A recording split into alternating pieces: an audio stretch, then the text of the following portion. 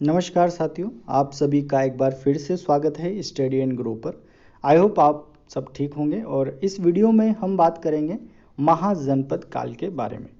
महाजनपद काल है, ये अपने आप में एक महत्वपूर्ण है, जो अपने जो मेडाइवल इंडिया का पार्ट है हिस्ट्री का। उसमें 16 महाजनपद हुए और उन पर कौन सा महाजनपद के बारे में हमें पढ़ना है और साथ में इनकी राजधानियाँ और इनका विस्तार किस प्रकार था उसकी हम बात इस वीडियो में करेंगे। तो महाजनपद काल जो है ये 600 से 325 बिफोर क्राइस्ट ईसा पूर्व का जो समय है, 600 से 325 का जो बीच का काल है, इसको महाजनपद काल कहा जाता है। सबसे पहले बात करते हैं कि महाजनपद क्या होते हैं और इनका उदय किस प्रकार हुआ है। तो ईसा पूर्व 6ठी शताब्दी ईसा पूर्व की बात आती है कि जो उत्तर प्रदेश वाला क्षेत्र है या इसमें बेसिकली पूर्वी यूपी वाला जो अभी रीजन है वो, और पश्चिम बिहार वाला जो क्षेत्र है वहाँ पर क्या है कि लोहे का अधिक इस्तेमाल होने लगा। लोहे से बनी हुई चीज़ें, अस्त्र शस्त्र, वो सब चीज़ें वहाँ पर बनने लगी थी और साथ में लोगों की उपज बढ़ रही थी क्योंकि लोगों को बहुत सारी कलाएं नई सीखने को मिल रही थी। जैसे वो शिल्पकारों का उदय हुआ, लोग पत्थरों पर ही शिल्पकारी करके उनको एक रूप देने लगे, उनको उनका जो है लोगों की आर्थिक वृद्धि होने लगी, लोग उनको बेचने लगे और उसका बाजार बढ़ने लगा। तो लोगों के पास पैसा आने लगा, साथ में अस्त्र शस्त्रों का प्रयोग आने लगा और साथ में वो नई नई चीज़ें सीखने लगे थे। तो इस तरह से क्या हुआ कि क्षेत्र विशेष में ये कलाएं डेवलप होने लगी। तो इस तरह से क्षेत्रीय भावना लोगों में एक भावना जागृत हुई कि ये वाला जो क्षेत्र है इसमें इस चीज़ की ज़्यादा उपज हो रही है। और इस तरह से क्षेत्रीय भावना जब जागृत होगी तो क्या है, नगरों का निर्माण होने लगेगा क्योंकि वहाँ पर लोग मिलके रहने लगे। तो धीरे धीरे पहले कबीलों का निर्माण हुआ, फिर कबीले जब थोड़ी बड़ी व्यवस्था वहाँ पर दिखी तो उसको हम ग्राम कहा जाने लगा, क्योंकि कबीलों के लोग धीरे धीरे कृषि कार्य कर रहे थे और कृषि कार्य कर रहे थे साथ में जो पशुओं का प्रयोग और अस्त्रों शस्त्रों और लोहे से बने चीज़ों का प्रयोग करके उन्होंने ग्राम व्यवस्था शुरू की। जब ग्रामों का आकार बड़ा हुआ, वहाँ पर बहुत सारे लोग और एकत्र हुए, तो वहाँ पर जनसंख्या बढ़ने से उसको जन कहा जाने लगा और जन का बड़ा रूप है जनपद, और जनपद का जो सबसे बड़ा रूप है उसे महाजनपद कहा जाता है। यानी एक विशाल नगर को महाजनपद कहा जाने लगा। और महाजनपद के अंतर्गत बहुत सारी व्यवस्थाएं होती थी कि वहाँ पे प्रशासनिक व्यवस्था होती थी, साथ में लोगों से कर वसूली भी वहाँ पे होती, और साथ में उनके एक राजा होता था, जो राजा के जो मंत्री लोग थे उसको पूरा वहाँ का ब्यौरा देते थे और वो इस तरह से पूरे क्षेत्र पर नियंत्रण रखता था।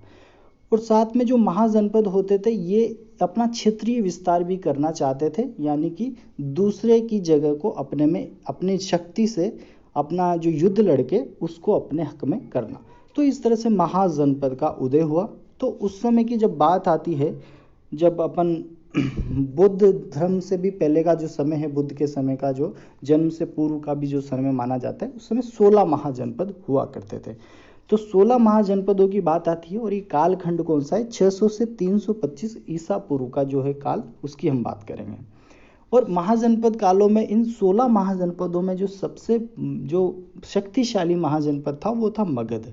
और मगध के बारे में हमको पढ़ना भी है कि वहाँ पर किस प्रकार की डायनेस्टीज़ ने राज किया। जैसे हर्यक वंश सबसे पहले वहाँ पे आता है, जहाँ का जो महत्वपूर्ण शासक है बिंबिसार। उसके बाद वहाँ पे नाग वंश, फिर नंद वंश, और नंद वंश का जो अंतिम शासक था धनानंद, उसको विष्णुगुप्त जो कि चाणक्य है उनके शिष्य जो चंद्रगुप्त मौर्य हुए, उन्होंने पराजित करके वहाँ पर एक अच्छे साम्राज्य की नींव रखी।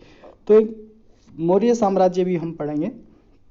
परंतु अभी बात करते हैं कि ये 16 महाजनपदों का पता हमें कैसे चला। तो बौद्ध ग्रंथ की बात आती है, अंगुत्तर निकाय, ये बौद्ध ग्रंथ का नाम है अंगुत्तर निकाय। तो इस ग्रंथ में लिखा हुआ है कि वो वहाँ पर 16 जनपद थे। और इसको एक और ग्रंथ प्रमाणित करता है भगवती सूत्र, जो कि एक जैन ग्रंथ है। तो जैन ग्रंथ भगवती सूत्र में भी 16 महाजनपदों की सूची मिलती है। तो यानी कि 16 वहाँ पर एक तरह से राज्य हुआ करते थे। तो 16 महाजनपद थे, उनकी राजधानियाँ भी थी। और यहाँ पर जो जनपद थे इनको दो प्रकार से बांटा जाता था। वहाँ पर 16 जनपदों में दो प्रकार की व्यवस्थाएं देखने को मिलती है। एक प्रकार के जनपद ऐसे थे जिनमें राजतंत्र था, यानी राजा का निर्णय ही सबको मानना पड़ता था।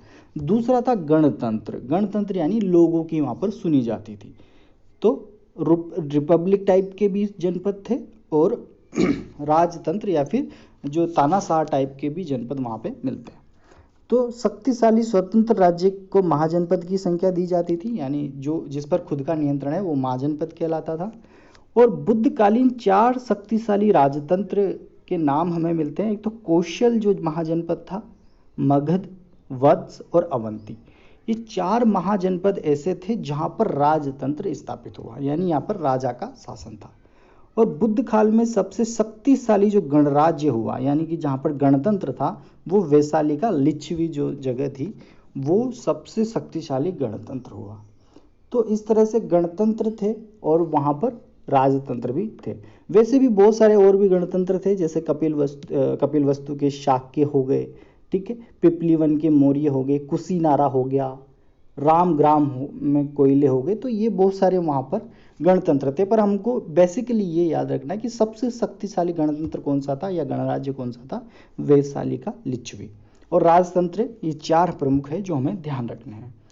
आगे बात करते हैं 16 महाजनपदों की। तो इनकी वर्तमान में स्थिति की बात करें तो वर्तमान में इनकी स्थिति जो है, इनमें से 16 महाजनपदों में से 8 केवल अभी प्रेजेंट डे उत्तर प्रदेश जो जगह है वहाँ पर हैं, वहाँ पर थे। और 3 बिहार में, एक राजस्थान में जिसे हम मत्स्य जनपद या फिर जो जयपुर के आसपास वाला क्षेत्र है विराटनगर, जिसको महाभारत में जब पांडव जो है वो अपना जो निर्वासित जीवन बिताते हैं, तो जो लास्ट का जो उनका एक काल होता है जिसमें उनको छुपना होता है और कोई उनको पहचान लेगा तो वापस उनको निर्वासित कर दिया जाएगा।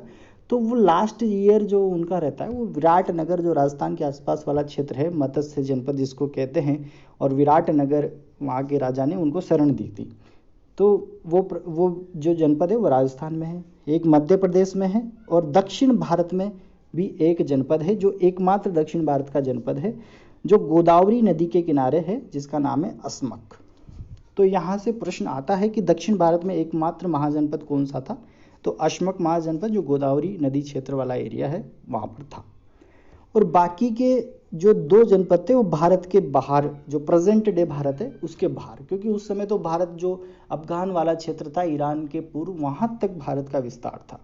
हालांकि ईरान पे भी जो अशोक ने आक्रमण करके उसको भी अपने क्षेत्र में ले लिया था। तो काफ़ी विस्तारित क्षेत्र था भारत के महाजनपदों के अंतर्गत। 2 भारत में है, 2 भारत के जो बाहर है वो है कंधार और कम्बोज।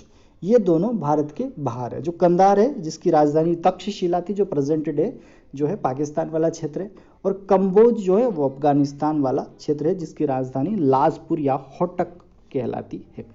तो ये जो है यहाँ पर टोटल 16 महाजनपदों की हमने प्रेजेंट में जो है इसकी स्थिति देखी। जैसा कि हम मैप पे भी 2 देख सकते हैं, out of the India, Kamboj और गांधार। तो ये 16 महाजनपद है। अब इनके हम मैप में देखें तो ये भी इनकी स्थिति हमें पता चलती है कि जैसे कम्बोज और गांधार जिसकी हमने बात की आउट ऑफ द इंडिया, दक्षिण भारत में अस्मक है, ठीक है। कुरु जो इंद्रप्रस्थ वाला क्षेत्र है हरियाणा में ये मिलता है, सूरसेन मथुरा, मत्स्य विराटनगर जो कि राजस्थान में है, ठीक है। साथ में ये काशी हो गया, मगध पाटलिपुत्र, अंग, मल्ल, वज्जी, कौशल, ये सारी क्या है महाजनपदों की स्थिति है भारत के नक्शे में। अब बात करते हैं कि ये जो महाजनपद हुए इनकी जो राजधानियां हैं वो कौन कौन सी थी।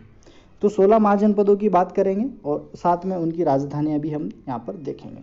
तो पहला जो महाजनपद है कुरु, तो कुरु की जो राजधानी थी वो थी इंद्रप्रस्थ। तो कुरु महाजनपद की राजधानी इंद्रप्रस्थ। अंग की है चंपा, मगध की तो राजगृह या ग्रीवज्र इसको कहा जाता है। जो वज्जी था उसकी जो राजधानी है वह विदेह या मिथिला। मल्ल की कुशीनारा जो कि अभी उत्तर प्रदेश में जो गोरखपुर वाला क्षेत्र है वो है। चेदी जो है वो शक्तिमती यहाँ की राजधानी थी। वत्स की कौशाम्बी राजधानी थी। कौशल जो अयोध्या वाला क्षेत्र है वो अयोध्या इसकी राजधानी थी, ये भी क्या है उत्तर प्रदेश में है। पांचाल, ठीक है, यहाँ की 2 राजधानियां मिलती है, उत्तरी पांचाल की राजधानी अहिछत्र और दक्षिण पांचाल की राजधानी थी काम्पिल्य। मत्स्य की बात हमने करी ली, विराटनगर जो जयपुर वाला क्षेत्र है। सूरसेन ये भी उत्तर प्रदेश, मथुरा इसकी राजधानी थी। जो अस्मक है, अस्सक की जगह इसको अस्मक कर लेना, ये पोतन या पाटेली एक जगह है साउथ इंडिया में, वहाँ वो जो राजधानी थी वो यहाँ की थी। अवंती जो है उत्तरी अवंती की राजधानी थी उज्जैनी और दक्षिणी अवंती की थी महिष्मती। तो अवंती जो महाजनपद था उसकी भी 2 राजधानियां थी। तो प्रश्न यहाँ से भी बनता है कि 2 राजधानियां कौन से वाले क्षेत्र की थी। तो एक तो कौशल हमें ध्यान रखना है, कौशल में भी क्या है कि उत्तरी राजधानी साकेत और दक्षिण राजधानी श्रावस्ती मिलती है, तो कौशल भी हमें ध्यान रखना है, और पांचाल और साथ में अवंती, इन तीनों की 2 राजधानियां हुआ करती थी, क्योंकि इस क्षेत्र काफी बड़ा था तो बड़े क्षेत्र को नियंत्रित करने के लिए 2 राजधानियां बनाई गई थी। कांधार जो है वो तक्षशिला और कंबोज की राजपुर या फिर आहटक जो है यहाँ की राजधानी मिलती है। तो ये इस तरह से 1 2 3 4 5 6 7 8 9 10 11 12 13 14 15 16 टोटल है, यहाँ पर ये 15 ही दिए हुए हैं। तो एक और इसमें छूट गया, हाँ, काशी की जो राजधानी थी, काशी, उसकी राजधानी थी वाराणसी, जो बनारस वाला क्षेत्र है। तो इस तरह से ये टोटल 16 महाजनपद हो जाते हैं। तो इनके हमको नाम और इनकी राजधानियां जरूर से याद करनी है, क्योंकि यहाँ से डायरेक्ट प्रश्न हमें देखने को मिलते हैं। और काफ़ी बार ये भी पूछा है कि 16 महाजनपदों का उल्लेख हमें कौन से बौद्ध ग्रंथ से मिलता है, तो अंगुत्तर निकाय, उसका हमें ध्यान रखना है। और अगर जैन ग्रंथ की बात करें तो वो है भगवती सूत्र। तो ये कुछ हैं पॉइंट जो 16 महाजनपद के बारे में हमने देखे। अगली जो वीडियो रहेगी उसमें हम मगध राज्य का जो उत्कर्ष होगा, क्योंकि इन सब महाजनपदों में सबसे जो स्ट्रॉन्ग है, सबसे शक्तिशाली जो राजतंत्र भी जहाँ पर है वो मगध है। और मगध का जो विस्तार है वो धीरे धीरे पूरे भारत पे होने लगेगा, क्योंकि यहाँ पर सबसे पहले हर्यक वंश शासन करेगा, फिर उसके बाद नाग वंश में शिशुनाग के बारे में हम पढ़ेंगे, फिर नंद वंश के बाद हम मौर्य वंश, और उसके साथ ही बहुत सारी चीज़ें यहाँ पर ऐड ऑन होती जाएगी, क्योंकि जैसे जो सिकंदर का आक्रमण होता है वो भी इसी महाजनपद काल के दौरान ही होता है, जब नंद वंश का यहाँ पर शासन था। तो उन सब तथ्यों को हम अगले वीडियो में समेटेंगे। तो इस वीडियो में इतना ही। धन्यवाद साथियों।